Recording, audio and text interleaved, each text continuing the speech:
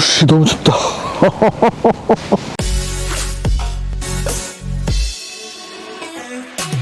자, 여러분 안녕하세요. 카메오진 최정필 기자입니다. 제가 오늘 나와 있는 이곳은 얼마 전에 모바일 오피스를 좀 체험을 해봤던 바로 그 장소인 서울대공원 수용차 주차장이에요. 너무 춥다 진짜. 근데 제가 오늘 여기 이렇게 나온 거는 제 옆에 있는 이 차를 시승을 해보기 위해서입니다. 오늘 저희가 타볼 차는 이제 현대차가 가장 최근에 출시를 한 신차라고 할 수 있는 그랜저의 하이브리드 버전을 시승을 해보려고 합니다. 제가 오늘은 밖에서 촬영하는 분량 최대한 줄이고 뭐 그렇게 하긴 할 텐데 말하다가 이제 계속 이상한 추임새가 들어갈 거예요. 오늘 최고 온도가 영하 9도, 최저 온도는 영하 14도, 뭐 체감은 영하 22도, 뭐 그렇게 말한 날씨라서 최대한 얌전하고 정확하게 전달해 드리고 싶지만 생리 현상과 같은 이 반응은 어쩔 수 없을 것 같습니다. 뭐 잡소는 치우고, 오늘의 주인공은 현대차의 그랜저 하이브리드입니다.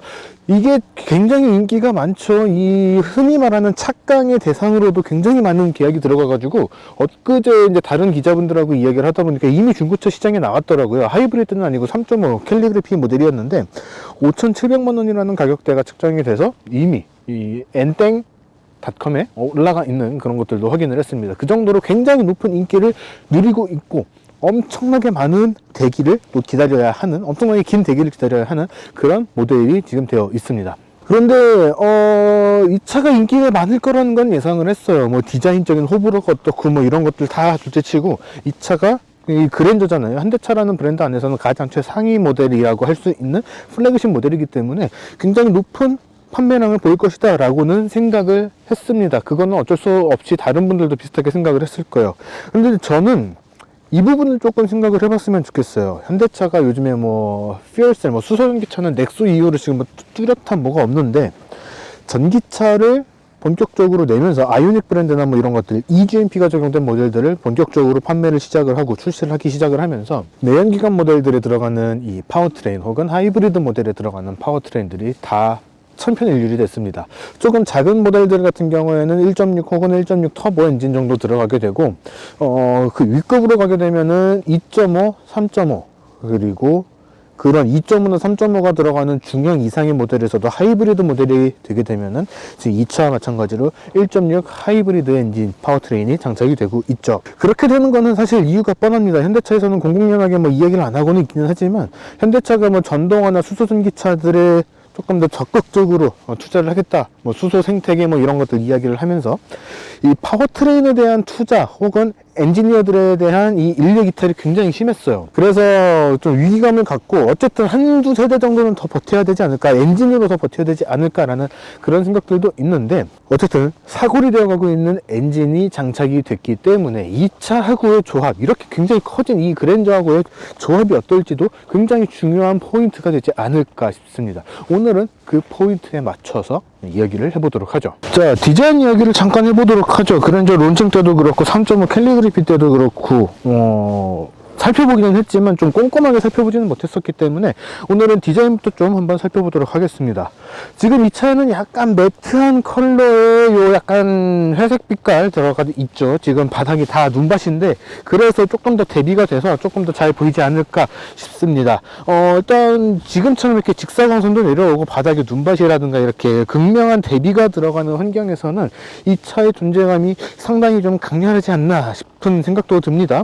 이렇게 좌우로 길게 뻗어 들어간 주간주행등을 겸하는 LED 램프, 그 다음에 굉장히 크게 들어간 방향지 시딩에 된다 헤드램프까지 길게, 그리고 양옆에 기둥처럼 딱 받치고 있는 그런 디자인. 현대차가 요즘에 계속해서 밀고 있는 디자인이죠. 스타리아에 먼저 적용이 된 바람에 스타리아를 이렇게 짓누른 디자인처럼 이제 인식이 좀 잡히고 있기는 한데 양쪽에 커다란 기둥처럼 되어 있는 헤드램프를 배치를 하고 그 위쪽을 지붕처럼 덮어주는 그런 디자인들을 가져가고 있습니다. 얼마 전에 공개가 된 신형 코나의 디자인도 그런 형태가 적용이 된 것을 확인을 할 수가 있었죠.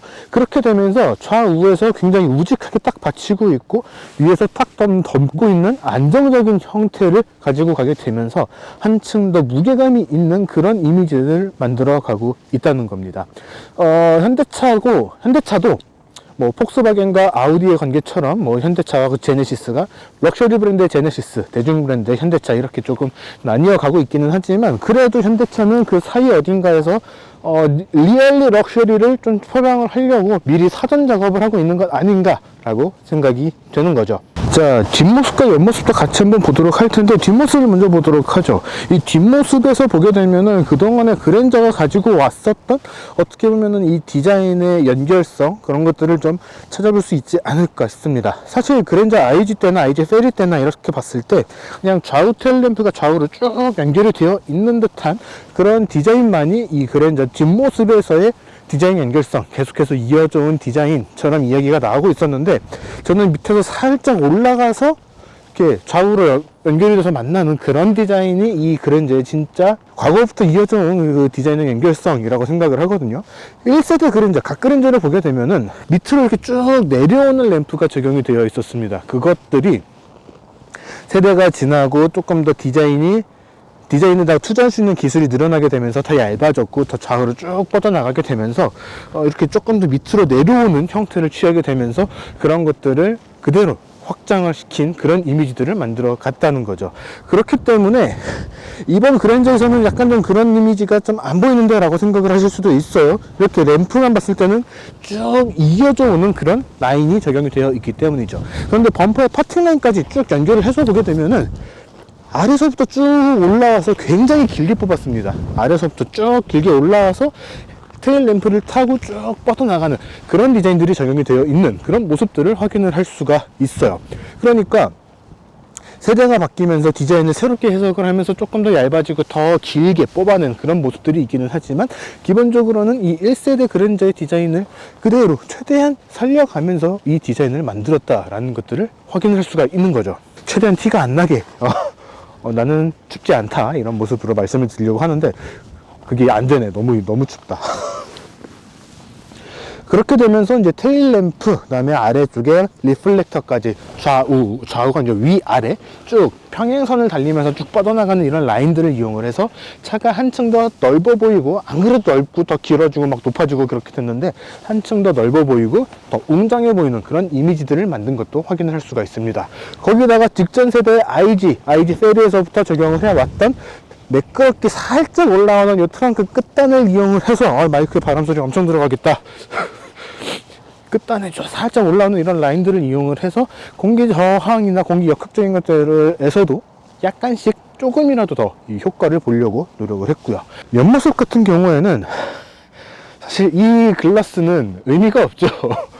예전 1세대 갓그랜저 같은 경우에는 차가 예전에는 그렇게 큰 차, 이것처럼 그렇게 큰 차를 만들 수 있는 환경이나 기술이 되지 않았기 때문에 사람이 탔을 때 어쩔 수 없이 얼굴 옆쪽이 가려지게 되는 그런 모습들이 있었습니다. 그렇기 때문에 탑승자에게 바깥의 상황을 확인을 할 수 있다거나 실내에서의 거주성을 확보를 하기 위한 목적으로 만들었던 글라스인데, 지금은 이렇게 뒷문도 그렇죠. 지금 엄청 넓은 편이에요. 이렇게 길게 뽑을 수 있는 그런 기술력도 생기게 됐고,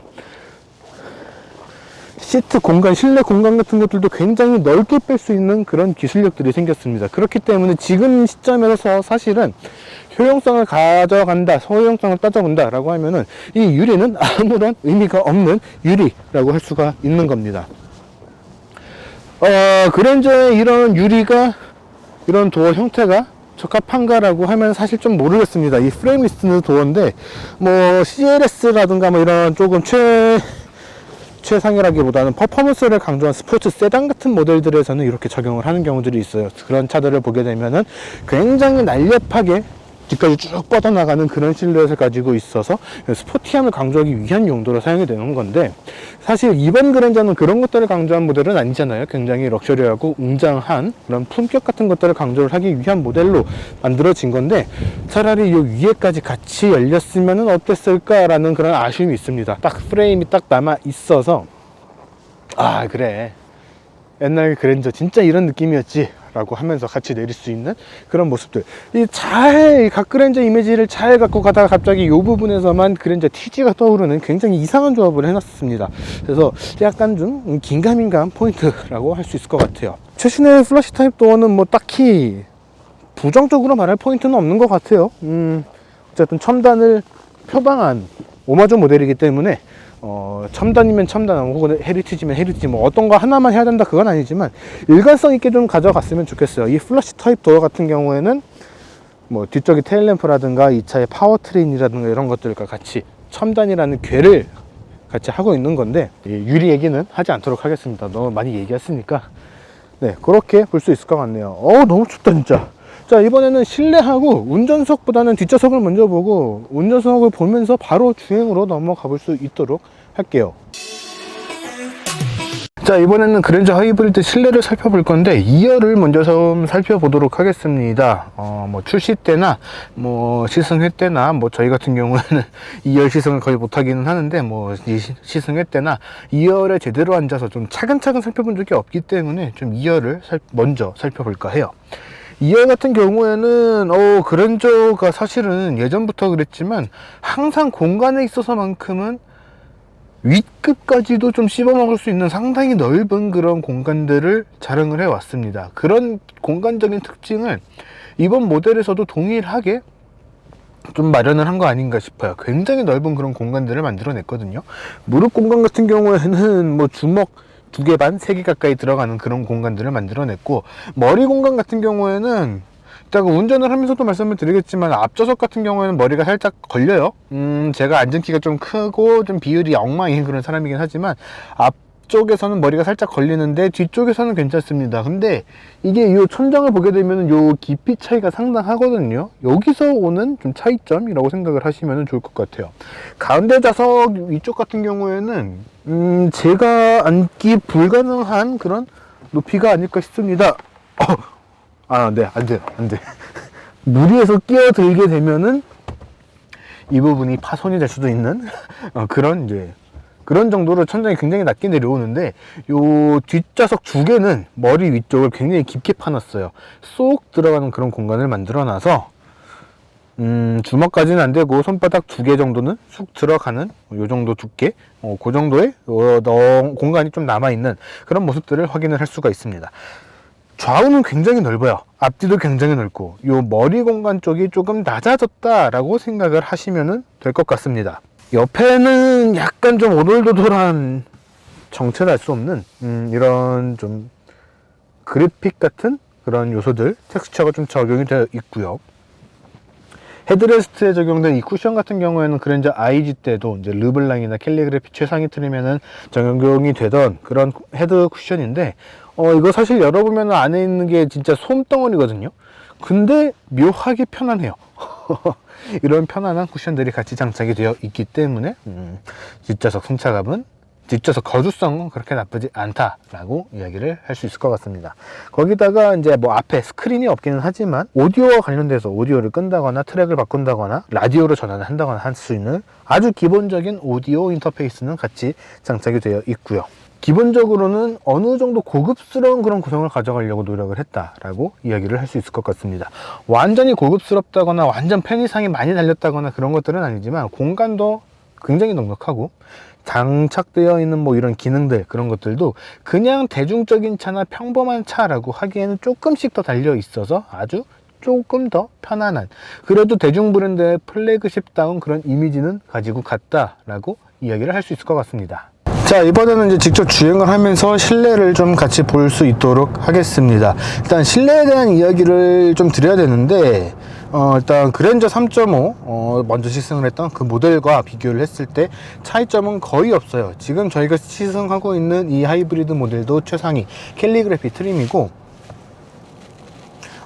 베이지 톤에 뭐 이런 것들이 적용이 되어 있기 때문에 거의 비슷한, 동일하게 느껴질 수 있을 정도의 그런 구성들을 확인을 하실 수가 있습니다. 뭐 좀 차이점이라고 한다면은 이제 하이브리드 전용 UI UX 같은 것들이 조금씩, 아주 조금씩 좀 숨어 있다라는 정도 아닐까 싶어요.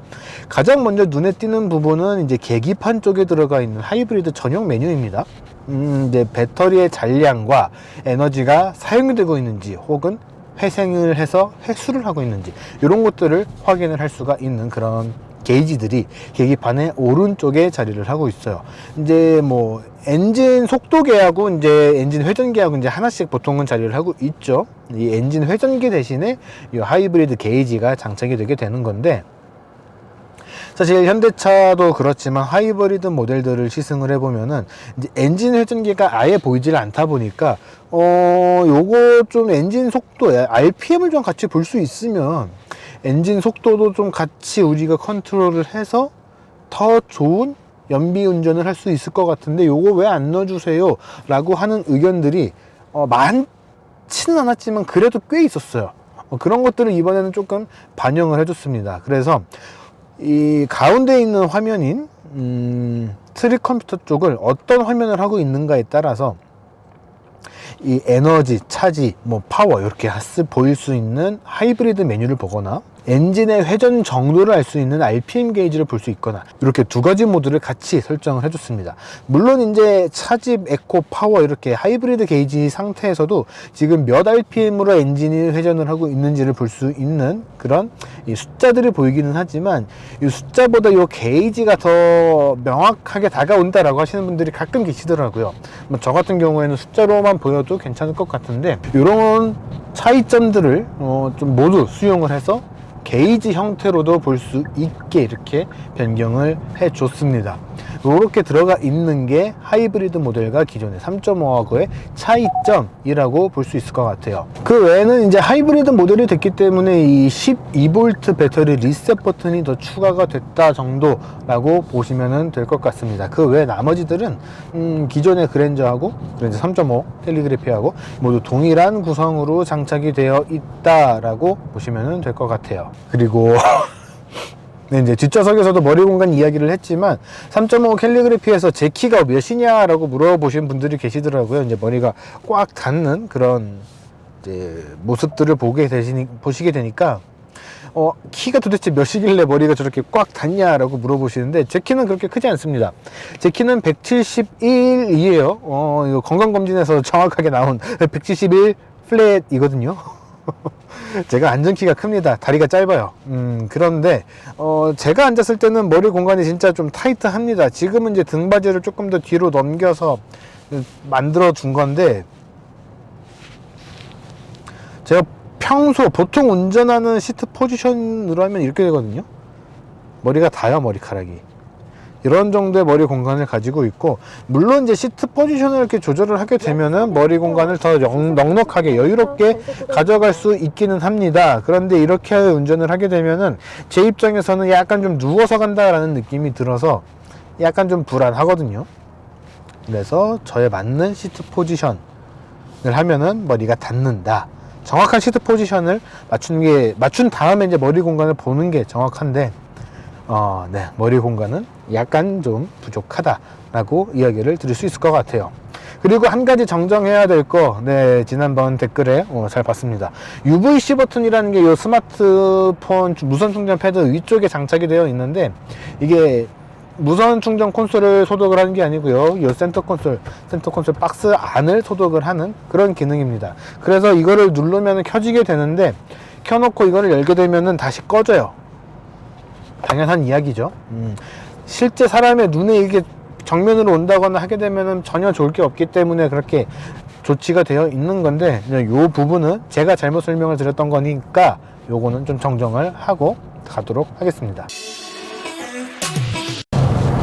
뭐 제가 편한 건 제가 편한 거고, 이제 실내에서 그렇게 이야기를 많이 할 것이 없기 때문에 바로 이제 주행에 대한 이야기로 넘어가 볼 수 있도록 하겠습니다. 자, 파워트레인에 대한 이야기를 먼저 좀 해봐야 될 것 같은데, 이 차에는 스마트 스트림 1.6 하이브리드 엔진이 장착이 되어 있죠. 엔진만 가지고 발휘를 하는 성능은 160마력 정도를 발휘를 하고 있습니다. 거기다가 이제 전기 모터가 추가가 되면서 합산총 출력으로 230마력을 발휘를 하고 있어요. 저는 이 출력이 굉장히 마음에 듭니다. 지나치게 낮지도 않고 지나치게 높지도 않은 어중간하다라고 생각이 될 수도 있지만, 그렇기 때문에 다양하게 활용을 할 수가 있는 그런 출력이라고 보는 거죠. 어쨌든 엔진이 같이 돌아가야 되는 하이브리드 모델이기 때문에 엔진의 배기량에 꽤 많은 영향을 받을 수밖에 없거든요.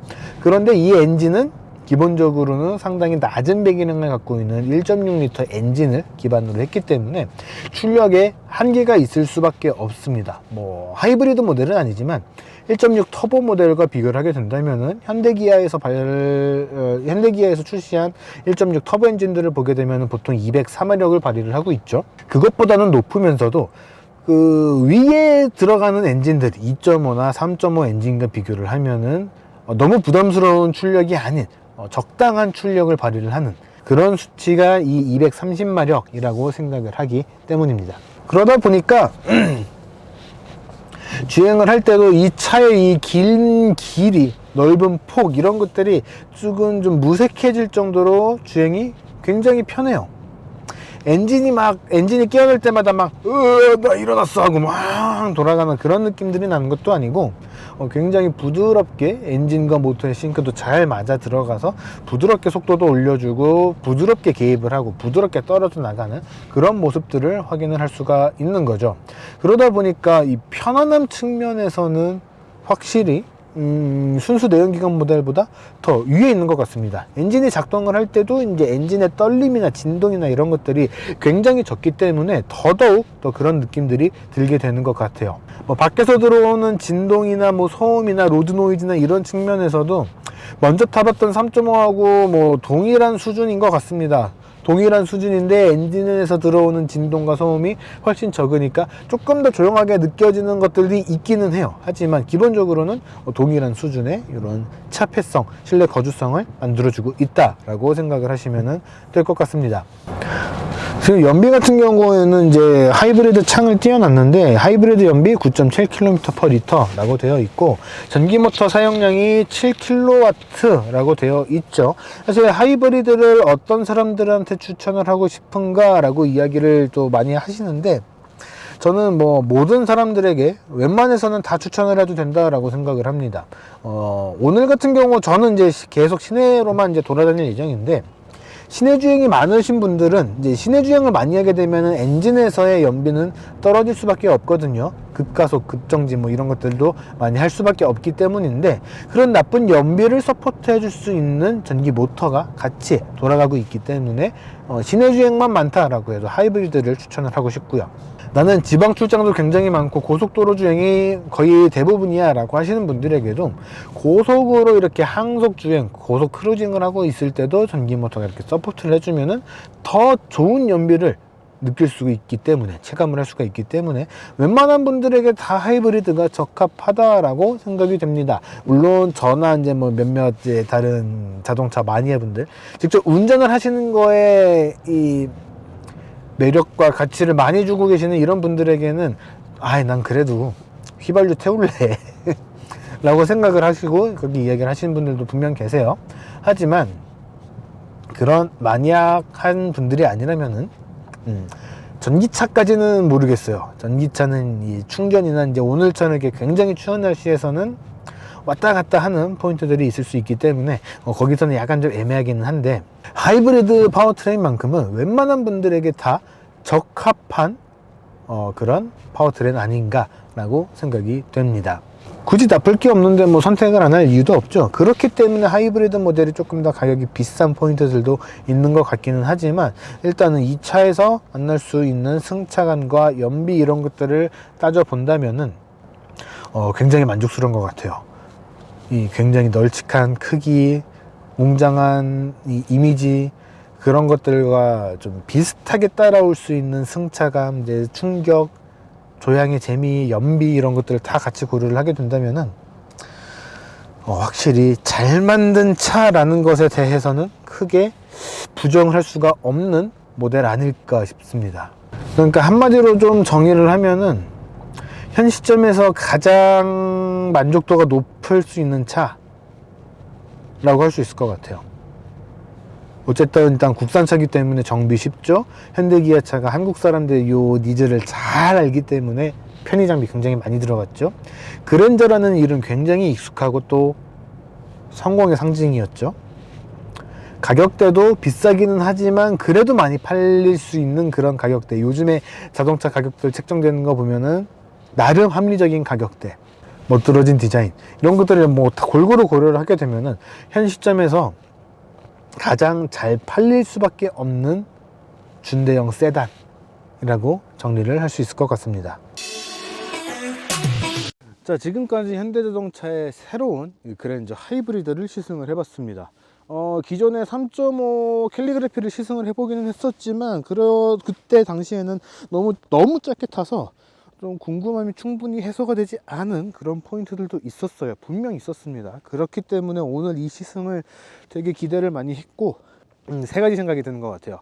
첫 번째는 역시 좀 많이 팔리겠다 라는 생각이고요. 두 번째는 그래도 현대차가 헤리티지 이런 것들을 강조를 하거나 이제 언급을 하기 시작을 하면서 옛날 것들은 뭐 옛날 거대로 냅두면서도 거기다가 첨단의 것들을 섞어 나가기 시작을 했구나, 그런 모습들을 좀 볼 수가 있었다. 이 두 번째 생각은 그렇게 정리를 할 수 있을 것 같습니다. 마지막 세 번째 생각은 현대가 진짜 엔지니어링 측면에서 어느 정도 궤에 올라오기는 했지만 그만큼 또 그 소중한 인력들을 많이 잃어버렸구나 라는 생각들이었어요. 이 3세대 플랫폼에다가 모든 것을 다 적용을 하기에는 이번 그랜저가 너무 좀 아쉽다? 아깝다? 라는 생각도 같이 듭니다. 조금 더 편안하고 더 웅장한 그런 느낌들을 낼 수 있는 플랫폼이었다면은, 그런 것들까지 같이 커버를 할 수 있었던 플랫폼이었다면은 조금 더 편안하고 더 멋있고 맛있는 차가 되지 않았을까라고 하는 아쉬움이 조금 든다라는 것과 1.6 하이브리드를 포함해서 2.5, 3.5 요 기존에 사용하고 있던, 지금 사용하고 있는 이 엔진들을 언제까지 계속 사용을 할 것인가 라는 그런 아쉬움들, 그런 생각들이 좀 들게 되었습니다. 그렇기는 하지만 그래도 많이 팔릴 거예요. 뭐 소렌토, 스포티지, 투싼, 뭐 조만간 신형 산타페도 나오게 되죠. 그 차들도 아마 다 동일한, 조만간 나오게 될 산타페까지 다 동일한 파워트레인이 적용이 될 텐데, 현대차를 포함해서 다양한 자동차 회사들이 2026년, 27년 전동화 모델만 판매를 하겠다라고 하는 시점이 조금씩 더 계속 딜레이가 되고 있죠. 그런 것들을 감안을 했을 때 그래도 한 세대 정도는 더 엔진을 개발해야 되지 않을까라는 생각이 드는데, 그런 엔지니어링에 대한 안일함에 피해를 본 모델이 이 그랜저 하이브리드 아닐까 싶습니다. 어이구, 엄청난 추위 속에서도 최대한 좀 얌전하고 또 차근차근 정확하게 말씀을 드리려고 노력을 했는데 저의 생각과 저의 몸은 반대로 움직인 것 같아요. 조금 정신없게 느껴졌을지도 모르겠지만 그래도 최대한 정보를 전달을 해드리고자 노력을 한 만큼 죄송합니다. 너무 춥다. 자, 어쨌든 이번 영상은 여기까지고요. 저희는 또 조만간 진짜 올해 마지막 시승 영상을 들고 올 수 있도록 하겠습니다. 지금까지 카미가즈 최정필 기자였고요. 저희는 다음에 뵙겠습니다.